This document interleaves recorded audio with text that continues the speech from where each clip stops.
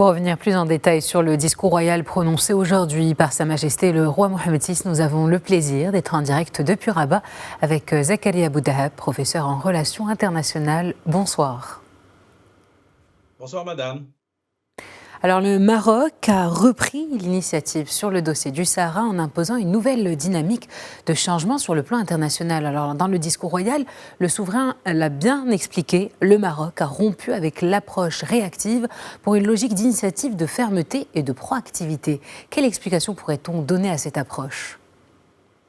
Première explication, c'est que le Maroc, notamment depuis 2007, à partir de la présentation du plan marocain d'autonomie, est devenu dans une position d'anticipation, d'action sur le terrain et de proaction, de prévention, comme le souverain l'a rappelé aujourd'hui, à l'occasion de l'ouverture de la session parlementaire.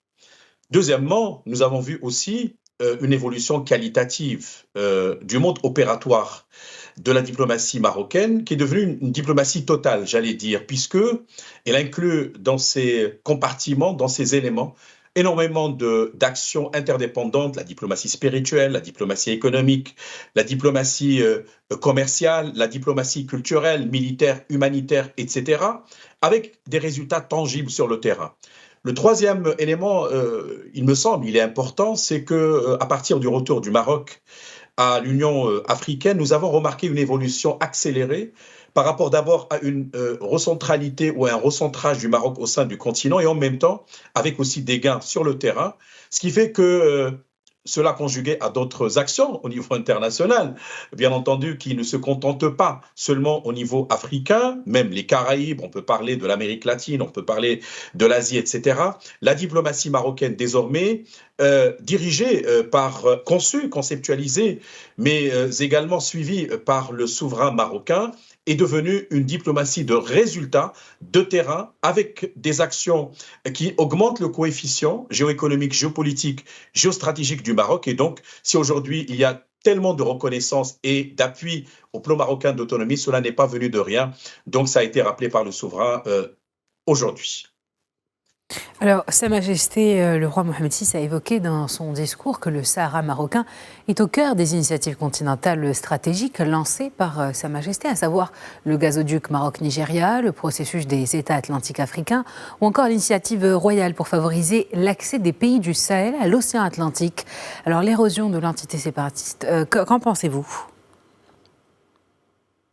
Bon, d'abord, il est clair que la question nationale fait partie des constances du royaume, telles que rappelées par la constitution marocaine et au-delà, même du point de vue de la politique étrangère, les orientations royales sont très claires à ce sujet. C'est une question existentielle. Évidemment, il y a ce prisme que Sa Majesté aussi avait rappelé avec force, on s'en souvient, en août 2022, quand il avait employé le paradigme du prisme avec lequel le Maroc conçoit les partenariats.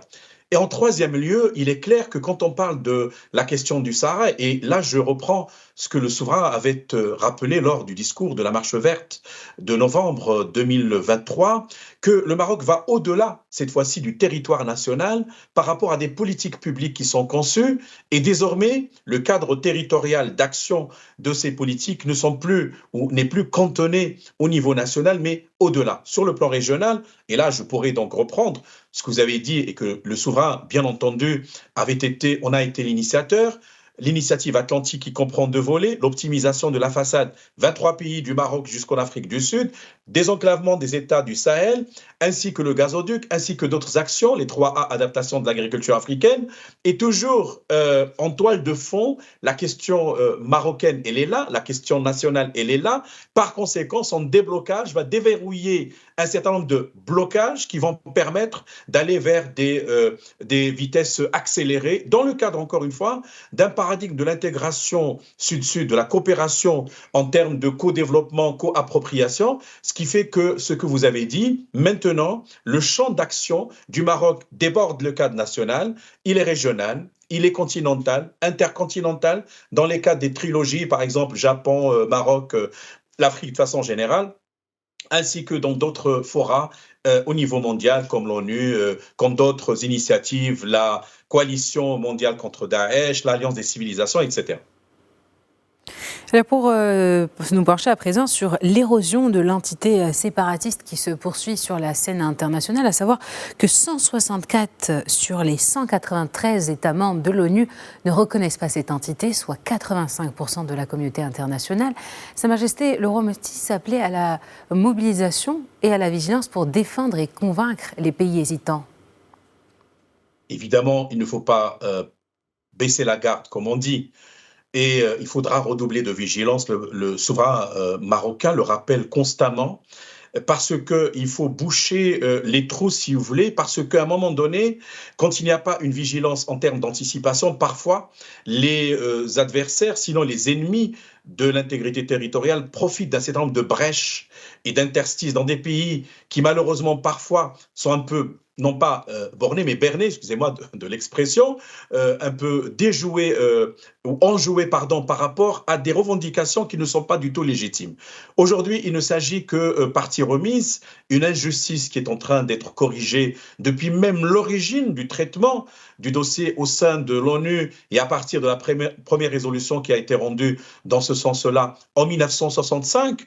Mais les États doivent savoir que c'était le Maroc qui, le premier, en 63, avait proposé l'intégration du Sahara. À l'époque, on parlait du Sahara espagnol, le Sahara marocain, au sein de la 4e commission de l'ONU. Malheureusement, cela n'est pas suffisamment diffusé, disséminé, expliqué à des pays qui sont un peu récalcitrants ou qui sont un peu enfermés dans des positions qui sont surannées, dépassées. Ils doivent donc réadapter et mettre à jour leur conception et leur prisme par rapport à la question nationale. Et c'est aujourd'hui une invitation qui est adressée à la diplomatie marocaine totalement, qu'elle soit gouvernementale, parlementaire, partisane, non gouvernementale de façon générale, les académiciens, les acteurs sportifs.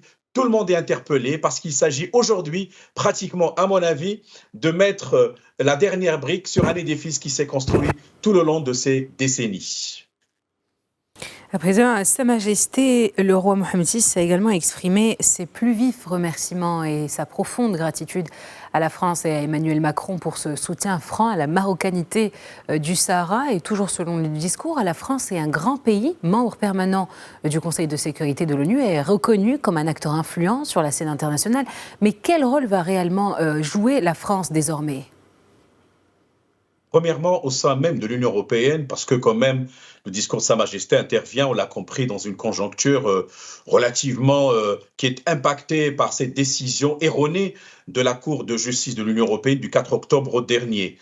La France pourrait faire quelque chose au sein même de l'Union européenne, notamment à travers ses institutions. De la France est membre permanent au sein du Conseil de sécurité. Elle pourrait travailler de concert avec d'autres membres permanents, notamment les États-Unis, qui sont les principaux rédacteurs des résolutions. Et nous sommes dans un mois où prochainement, il y aura l'adoption d'une résolution par le Conseil de sécurité sur le Sahara marocain. La France est membre du G20, du G7, etc. La francophonie et j'en passe. Et donc, comme puissance, on va dire régionale, mais aussi mondiale, on pourrait le dire, elle pourrait faire bouger les choses et les lignes, sachant bien que Sa Majesté le sait très bien, que la France détient quelques éléments de l'histoire en termes d'archives et pourrait apporter des témoignages en la matière. Évidemment, il faut lire la position française de façon conjuguée avec la position de l'Espagne. Ce sont les deux anciennes puissances coloniales au Maroc.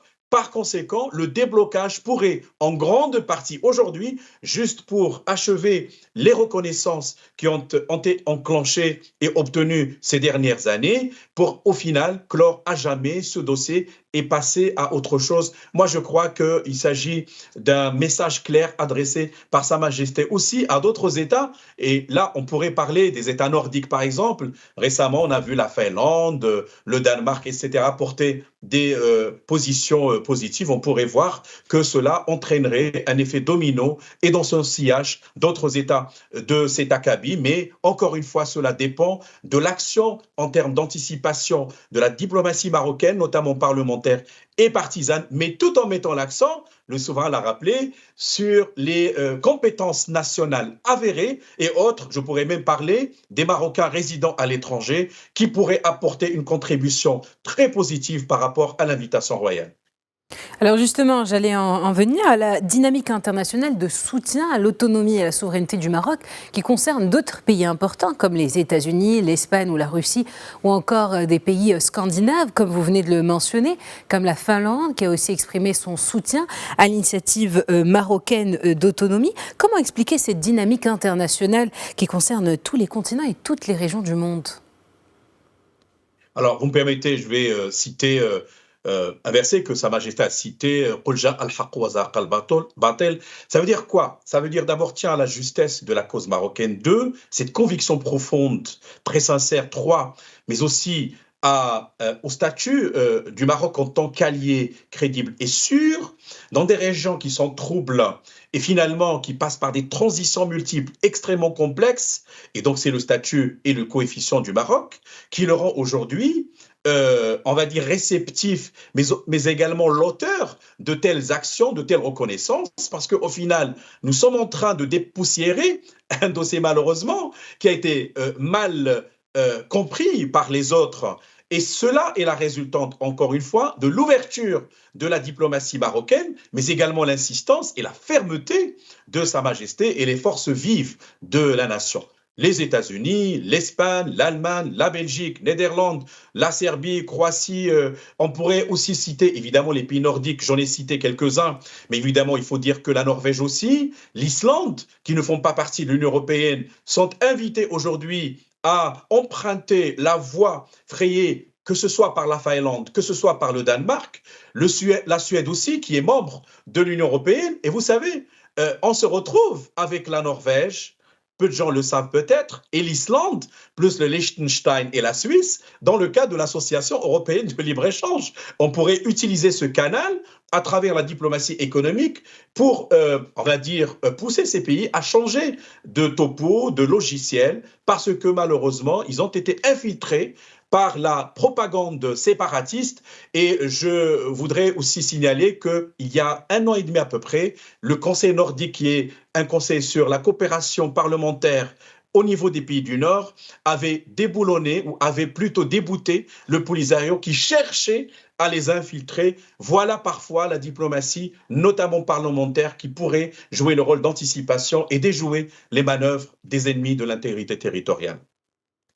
Merci infiniment Zakaria Boudaha pour toutes ces précisions. Je rappelle que vous êtes professeur en relations internationales. Avec plaisir, madame. Bonne soirée.